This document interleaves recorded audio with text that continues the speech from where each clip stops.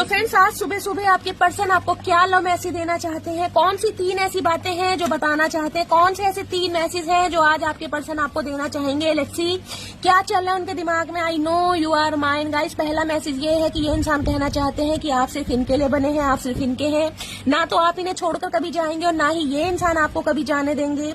हद से ज्यादा मोहब्बत है आपसे। दूसरी एनर्जी ये आ रही कि इंसान ये कहना चाहते हैं, आप मानो या ना मानो, ये इंसान आपको बहुत प्यार करते हैं गाइस। हो सकता है दिखाते नहीं है, बताते नहीं है। Do I still have a chance. तीसरा मैसेज ये है कि इनके दिमाग में क्वेश्चन मार्क है। हो सकता है आप दोनों के बीच में नो कॉन्टेक्ट सिचुएशन है, बातचीत बंद है। तो आपके पर्सन आपकी लाइफ में एंटर करना चाह रहे हैं, रिटर्न होना चाह रहे हैं, लेकिन आपसे पूछना चाह रहे हैं कि आप इन्हें अपनी लाइफ में अलाउ करेंगे, कि आज भी आप इनसे प्यार करते हैं।